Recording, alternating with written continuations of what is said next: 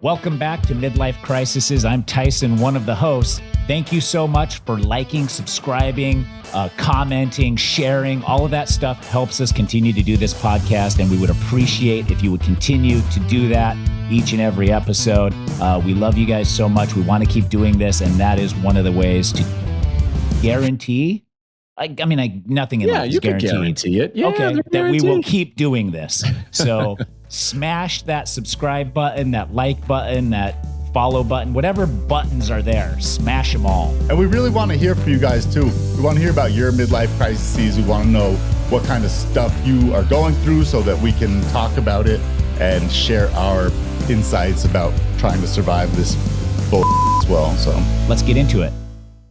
What's up, everybody? Midlife Crisisses podcast here. And the question today comes from a listener, and it is how to balance sharing children, whether you're divorced, married, whatever it is. What is that balance between being the favorite and passing off your kids to your spouse or your co-parent and also have them in some ways be the favorite? And that is a very tricky and hard balance to find. We're going to talk about it today. Hello, everybody. This is Midlife Crisisses, where we talk about all the strenuous, painful things going on in our lives, talk about them, joke about them, and hopefully give you guys some insight and some answers to what you're going through as well in your midlife crises. My name is William Drumm. I'm an underwater photographer based in Denver, and I'm joined today by my two special co-hosts, Mr. Bradley. Yo, what's up? Bradley Hasemeyer here, coming to you from the ATL. Peace up, A-Town. You know, that's how we roll. Is that how you roll? Yeah, that's how I roll, man. You know me. I'm from the main streets of ATL, Knoxville, baby. Tennessee, originally. I've got a midlife crisis. I got a sty in my eyes. I'm wearing these glasses so you guys don't see it as much. But man, it's just so annoying. It's just like ages, baby. Just aging. That's why we're here for Midlife Crisisses. Make sure you guys like and subscribe. We got some awesome episodes. We've had a bunch of really great episodes already. We're really kicking off. We're really ramping up. So make sure you check some of those out, especially if they apply to you. Send them to your friends, pass it around. That's something me and some of my friends do as well when we hear a good podcast we like, especially if it's about something like friendship or life or money or whatever, something that can be helpful. And hopefully we speak into that. You guys are here for that as well. But like William said, we're not alone. We got somebody else here too, Mr. Tyson Apostol. What's up? The only one of the three that hasn't gotten a sty in their eye Yet. Which is crazy. Yet. I said yet. I know yet. Yeah. And I have a question that comes from one of our listeners on our divorce podcast, where we talked to William about how to treat divorcees when you see them and check in on them. And the question was about children. I assume the question from their perspective was, how do you share the children, knowing that there's that dynamic where you kind of want to be the favorite, but you also want to respect the other parent as well. And there's a balance there of being the parent, but also being the fun parent and all of that thing. And that also translates to my life as a married person is I'm the favorite parent. And that clearly sometimes hurts my wife's feelings. Yeah. But I can't just start being the mean parent. Like, my wife's not the mean parent, but like, I can't change that without then me losing some of my status with my kids as the cool guy. Mm-hmm. So how do you balance that? I don't even know how to word that. How do you balance being the fun parent, but also still being the parent while respecting the other parent? Interesting question. I think that I'm the fun parent too, and I'm too fun, like way too fun. Like bedtime, blowing through it. This week has been, oh my gosh, I've got my daughter for like 9 days in a row right now, and I've got a ton of work going on, and I'm trying to maintain and stay sane. But man, we've been going to bed at 8, and then her not going to sleep until like 9:30, 10. She's getting up, she's crying. It's like, it's brutal stuff. So I can definitely commiserate about being a single parent and trying to figure it out.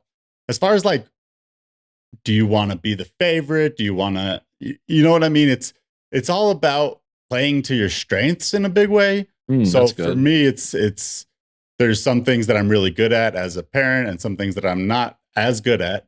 And like supporting my other co-parent in a way that allows her to be good at what she's good at. And then also myself being that fun dad, maybe eventually learning how to put some boundaries on that. But for now, it's fun dad all the way. Rules drum. Embracing the fun side. Yeah. Well, so does your co-parent though say, "Hey, stop being the fun parent"? Now, when I have her, she expects me to be the fun parent, and when I'm not, she's like, "I wish I was with dad." Like, what is that like? Good question. For the most part, I feel like my daughter adapts really easily between the two houses.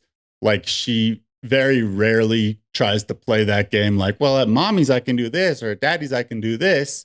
I think that it's almost like two different worlds for her, and she fits into those worlds like right when she comes to each co-parent's house. So I don't think that it's really like that for us. Of course, there are things where it's like, oh, my mommy got me this, my mommy got me this, why won't you get me this? But it's pretty rare. And that's, again, what I mean about playing to your strengths. It's like, oh, maybe I don't get you as many dolls, but we're going to go swimming and we're going to go do all these other fun things. So that's kind of how I can play into my strengths and support more of my values while also still being there for her and making sure that she's enjoying her time when she's with me. And it's special for both of us. Okay, I like that, playing into your strengths. Bradley, do you have this dynamic in your family? Yeah, for sure. I mean, I think William summed it up well there because, for us, there's a balance. So we have two kids living under the roof here. We have a 6th grade daughter, and we have a 5-year-old pre-K son.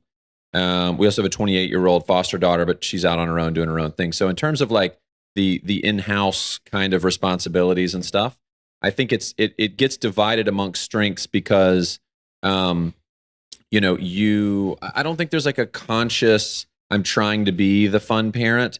I think a lot of dads I've spoken with, because I also had a dad podcast called Attempting Fatherhood. Yeah. And a lot of the dads I talk to, like, we and myself included are doers. And so like if you say, okay, you're in charge of the kids for 4 hours, we're going to be doing. We're probably going outside. We may go do an errand. We may go do the park. Like we're going to do, right?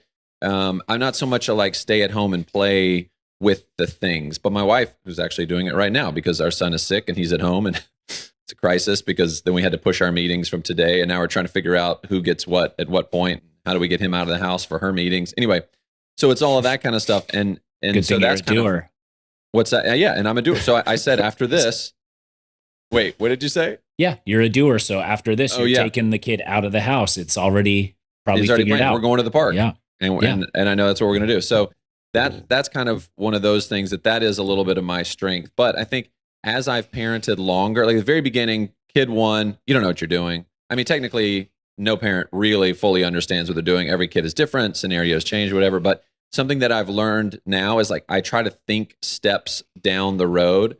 Like this decision is going to impact this thing 5 steps away. Yeah. Like for instance, a good one might be like you're having fun and it's bedtime and you're riling your kid up and you're tickling them and you're telling them fun stories and what a great day we had and this is great. And then you think you're just going to put the covers on and walk away.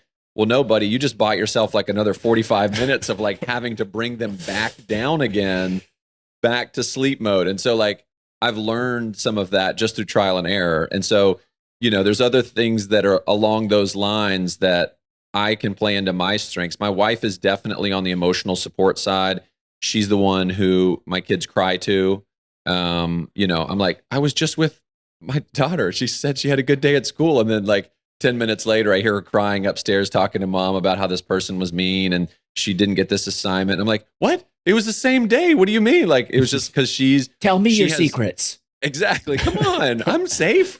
I'm not just fun, But we do have that luxury of having 2 parents, both freelance, who can be around, right? If you have a parent that works all the time, sometimes that's not as easy to do. You have to be more, like intentional about that, right? Like when I was working on a show and I was busy, like 7 to 4, 7 to 5 every day, I had to consciously be like, I'm going to take my daughter on a daddy-daughter date. Like, we have to spend those times together. Or, if my wife is out of town for a couple of days, she comes back, she'll take my daughter to ice cream, or our daughter to ice cream. So there's those types of things that, if that's your setup, because everyone's family dynamics are different and working relationships are different or whatever. But I like the idea of playing into your strengths, because if you don't, and you try to become that person you think you're supposed to be, either A, it feels fake, and your kids read that, man. Kids are so friggin' smart. Like, they don't even know how smart they are, but they've got EQ. They just don't know how to put words to what they're feeling. But then also, B, you could be doubling up on something and missing out on what you truly bring to the table as yourself. I mean, that offspring, whether they're genetically yours or not, is under your care, and that's for a reason. They need that part of you too. So if you're just like trying to both be like tough parent, then it doesn't work so well. Yeah. So my dynamic here, Rachel and I are home most of the time. We both work from home. We have the kids. I pick them up. I drive them around a lot. You have 2 girls. I have 2 girls, a 9-year-old and a 6-year-old. Yep. And they almost always fight over who gets dad first for bedtime story, who's going to play with dad, who's going to go with dad on his thing while the other one goes with mom. They're always like, I'm going with dad. I want dad first. I'm going to sit by dad at the. Rachel's like, I birthed you. I brought you into this world. Yes. And moms get no love though. That's part of it. So many times Rachel's been like, that kind of hurts my feelings, guys, when you're like crying because you have to be with me instead of get dad. Like, and I'm like, I'm not doing anything. I'm not purposely trying to set out to like do this, but the kids, like, they just like prefer me in those situations almost all the time. And they know you. Yeah. And which makes it strange, because I don't even know Rachel, but I prefer Rachel to you in these situations. Yeah. And I don't, and I'm like, but I can't like try to, how do I remedy that? I can't remedy that by being like a dick. Like, I don't know like what, like this, how to fix that. I can try, or just like try to make it like push the kids to Rachel more, but we share them equally. We're around them all the time. We're doing stuff. I just somehow come off as more the fun guy, I guess. Although for Valentine's, Bergen did come home and be like, I got to talk to mom. And she was like, I need to buy a Valentine for a boy. Cause all of my girls' friend group is all buying Valentines for their Valentine. And I was like, you could have told me. Why didn't you tell me that? You could have told me that. No, and part of me was like, oh, she thinks I'm going to either make fun of her or it's weird to talk to her dad about that stuff. And I was like, good, that's good. But also come to dad next time. Yeah. So it is circling around a little bit, but I don't know. I think also there's phases. I mean, 6 and 9, when they're for sure. And they say that. They say that, but it's been dad since day one. Just start ignoring them more, being meaner to them. You can figure this out. Just got a lot easier at the William Drumm School of Parenting. Well, even it's crazy because yesterday, Marlo was super tired, in a terrible mood. And I was just like, no, we're not going to do that right now. And she just, and she'd try to, hit me and scream at me. And then 5 minutes later, Rachel would be like, okay, come on. And she's like, no, I want dad. And I'd be like, you just yelled and screamed at me after I had to discipline you a little bit. And you still, so I was like, I win either way. Yeah. Do you ever like talk, Tyson, like publicly to your kids? Do you ever talk up your wife? Like, oh man, what a cool thing mom did. Like, I don't know, like if there's like some way that you even seed some of that, like, you love me, but I approve of her so much. Like, I like, she is cool. Yeah, I do. And I'm like, mom makes such good food. You guys love baking. Mom does this. I think, though, Bradley, I resonate with when you said you're a doer. I'm also a doer, and they like that.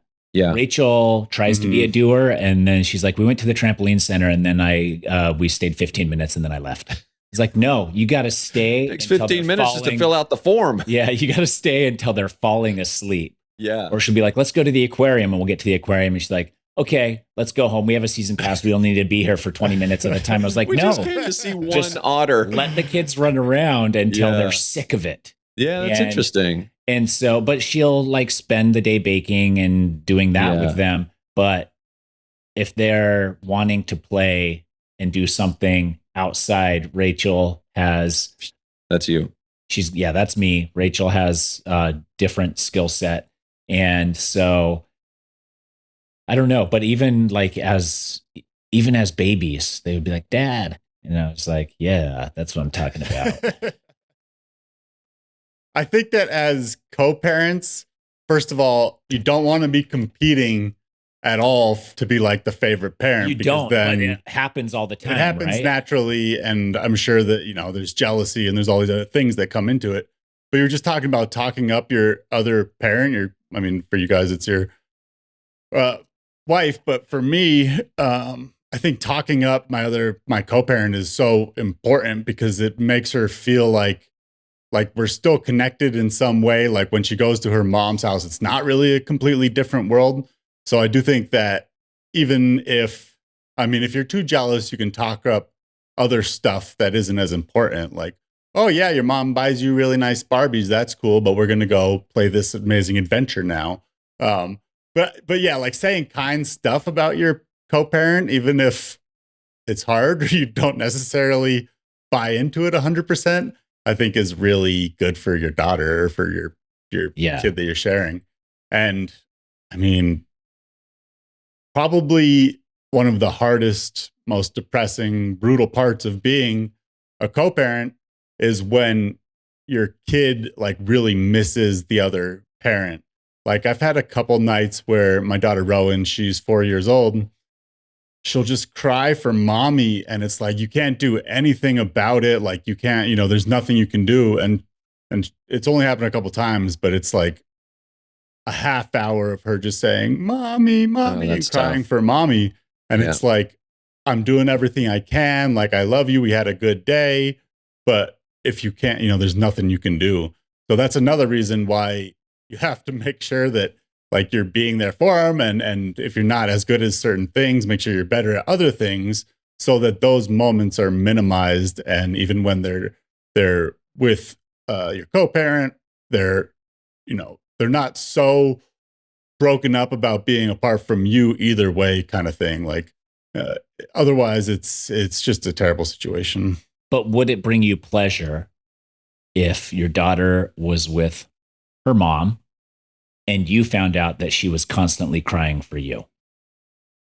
No, it would make me sad. Maybe just a little. Maybe a little bit to know that it goes both ways. That like, okay. Right. Especially because you see the other side of it. Yeah. But you're right. It would make you sad. But it just makes me sad because it's like, yeah. I've had moments. You can't do anything about it either. I can't do anything about it either way. Yeah. So Rachel's been out of town and the kids have been like, I miss mom. And then Rachel will get home so excited to see the kids. And the kids will be like, can dad tuck me in tonight? And she's like, I've been gone for 4 days. And I'm like, you guys have been talking about how much you miss mom. Like, here's your chance.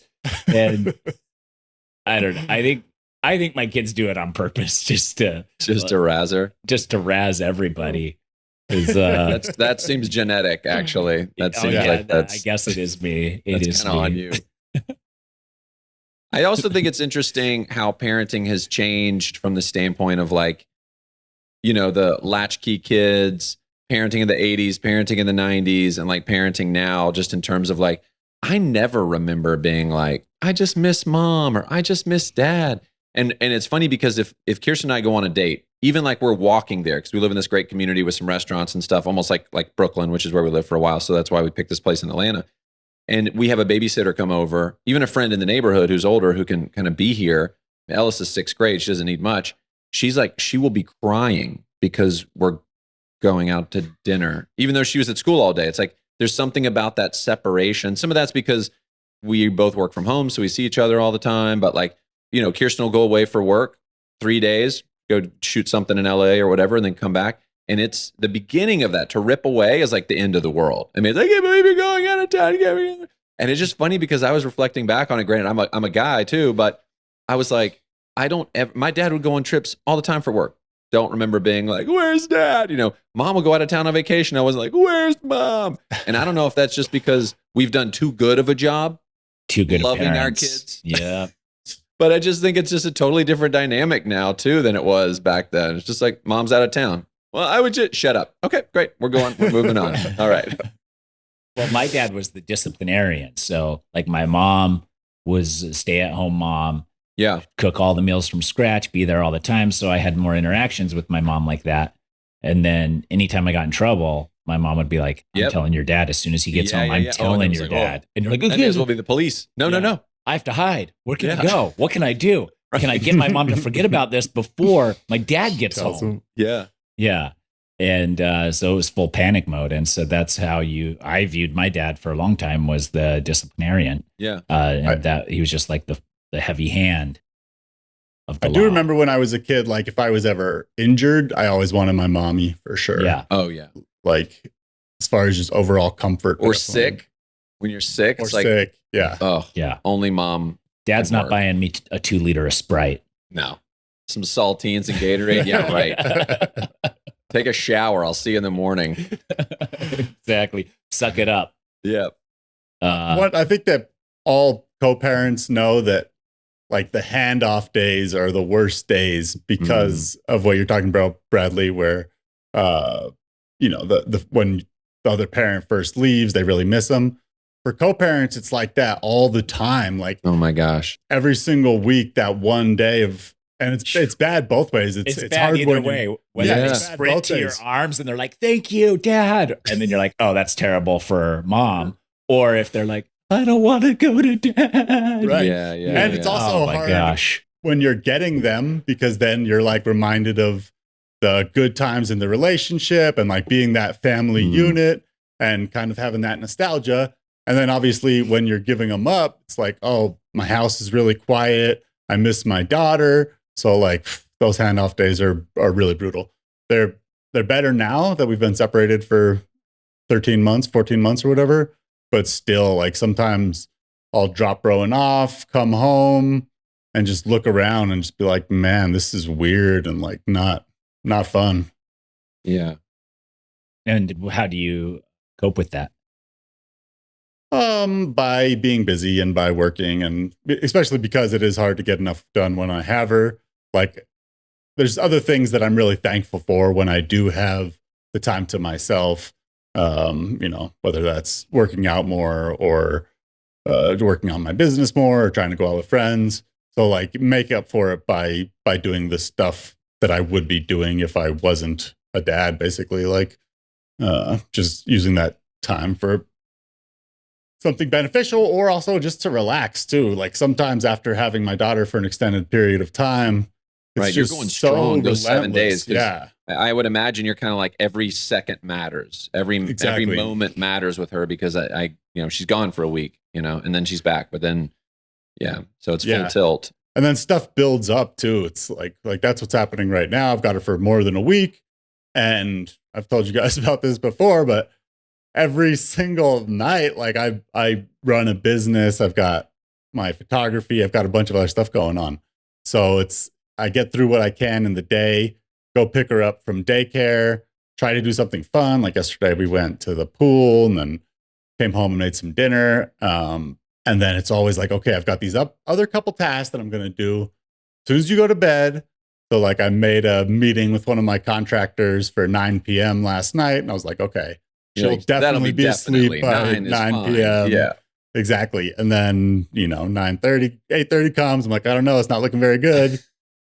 9:30 comes. She's still not asleep. And it's just like, God damn. So then there's all these things that build up. So then when I have the chance to get the stuff done, it's good. Yeah. In a lot of ways, like being a co-parent is kind of perfect too. It's kind of like an ideal situation because when you have your kid, they're with you. You can do fun stuff. Like you're spending all your time together. It's really great. And then when you don't have your kid, you've got your freedom. You can do whatever you want. So that's another thing that I try to remind myself of, especially like on those handoff times or when things are just rough, like last night. I just am like, okay, well, yeah, it's like there's a lot, it's intense, but I've also got a full week without her next week. And there's all these other things that I can do for me and for my business, things I haven't got done. So yeah, you got to look on the bright side of things. And the hard thing about parenting too is the minute you figure it out, it changes. No matter what that is, right? Like it could be healthy habits, it could be negative habits. I don't know what it is, but like if I have this sty, I'm just like, I guess I'm gonna have it forever. You know, like if I always get hurt, feel you have your sty. it's Somebody like, who okay, always has ties. I rolled my ankle. I guess I'm gonna have a hurt ankle for the rest of my life. You know, like if my kid wakes up in the middle of the night, I'm like, screw it. I guess this is just it forever. I guess I'm never gonna sleep again. I guess I'm just gonna have to deal with this. 100%. Yeah. And then then you forget that no, that does change, the good and the bad. Nothing stays forever. And their age changes, they're growing up, they're adapting, they're evolving. You know, you're going to get better at what you're doing just in time for it to change. I mean, ever since like day one, the baby is born and you're like, oh, okay, we kind of figured it out. And then it's like, oh, now we just got to sleep train. Now we got to get them out of diapers. Now they're teething. Now we gotta, and you're just like, oh my gosh. So to some degree, it's like, it's not broken just because it feels broken. Like it's kind of like this is the natural way that it goes. But it just sucks sometimes because you're like, well, I guess that's it. I'm never sleeping again. I get that way at night. I don't mind getting up early. Kirsten and I were just talking about this. At night, if Loic or somebody wakes up at like 1 a.m, I am furious.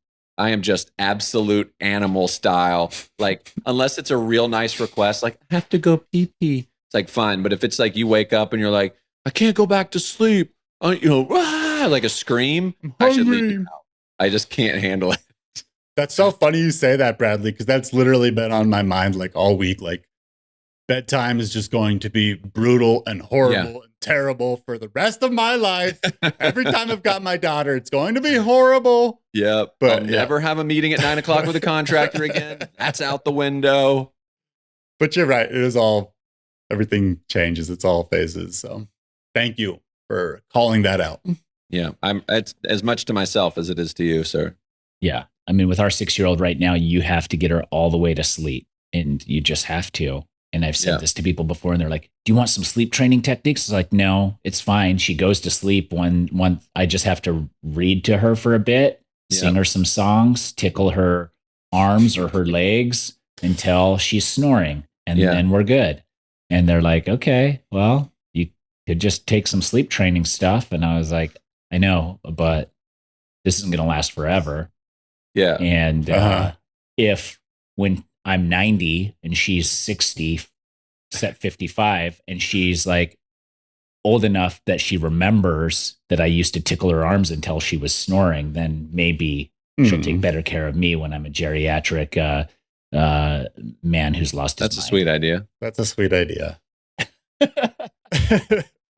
Somebody told me one time, like, you know, we can have a whole discussion on here about secondary education, whether you go to college or not with debt, et cetera. But the term, someone was like, they're not going to college without being able to go to sleep. They're not going to go to college without knowing how to drink out of a straw. Like, you know, it feels like they're never going to get these things that they need. And it's like, they're not going to be a 20-year-old that can't put themselves to bed. You're not going to be rubbing her arms at age, she's 40. And you're just like over there like, hey, husband, scoot out of the way. I'm rubbing my daughter's arms so she can fall asleep. Here. Yeah. We're next door neighbors. Yeah. Rowan loves pretending like she's hungry, like right before she goes to sleep. I saw a meme that was like, nobody in the world cares more about hydration in the body than a toddler at bedtime. I need some water. You could drink water all day. I need a snack. We just had dinner like an hour ago. And you didn't eat it. Exactly. That's probably why you're hungry, but 100%. That's what we got. And we even told you then that you were going to be hungry now. Yeah, it never ends like that. She's been eating string cheeses in bed right before bed, like almost every night. Calcium. Just in the dark with her little string cheese, like. Yeah, we've had therapist. Some of my early memories were going to sleep in the dark, eating string cheese at my dad's place. Mm-hmm. We only allow them if they are really adamant about being hungry. Then it's like, okay, here's the list of fruits and here's the list of vegetables. Choose from that. Right. Yeah. You And can have one carrot or two. Yeah. Your choice.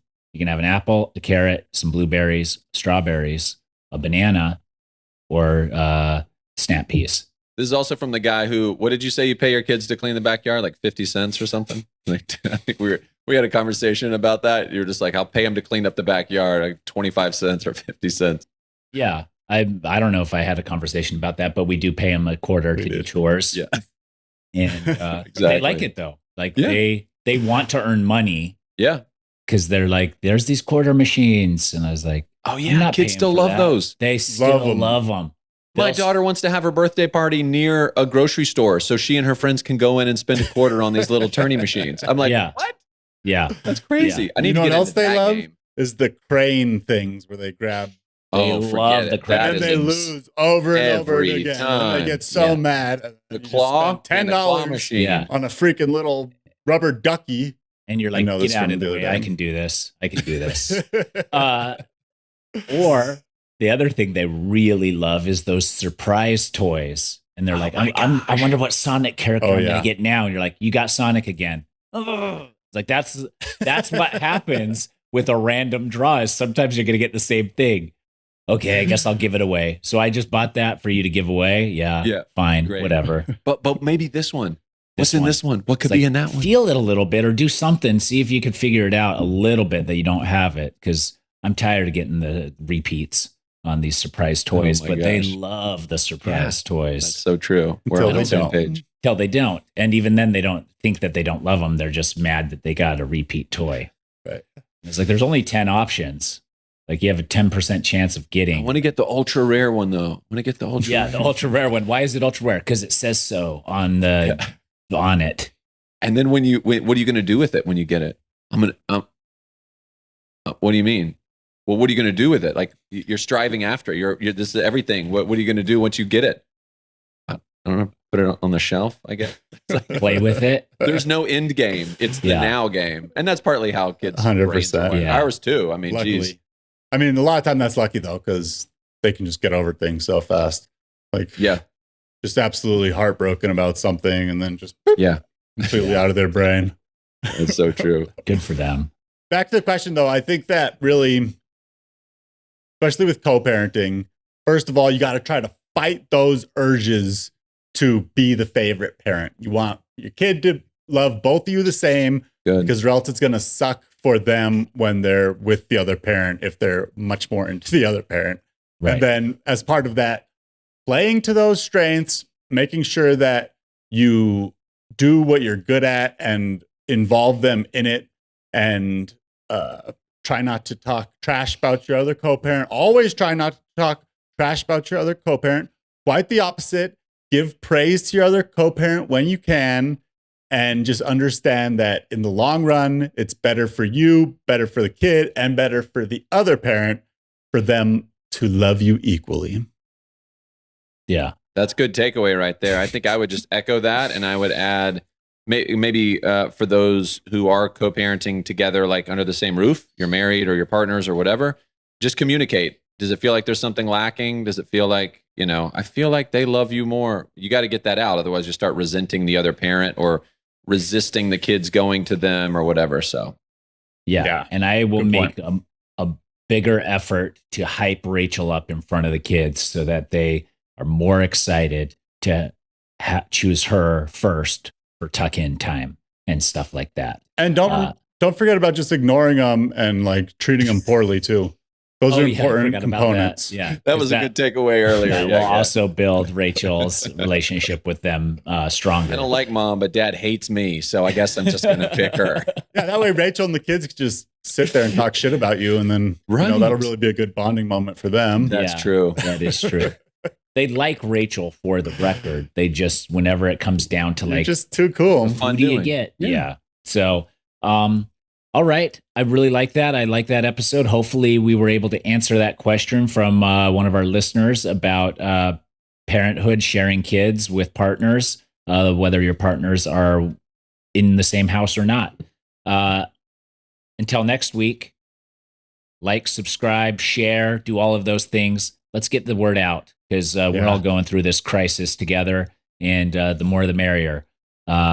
And that was That's really it. fun answering that question. So we would love to hear more questions from you guys about any element of crises, midlife crises, getting older, dealing with separation, dealing with divorce, all these kind of things. We want to hear from you guys and, you know, bring you into the conversation and talk to you about it and help you commiserate. So please comment here, send us an email, whatever you got to do, just holler.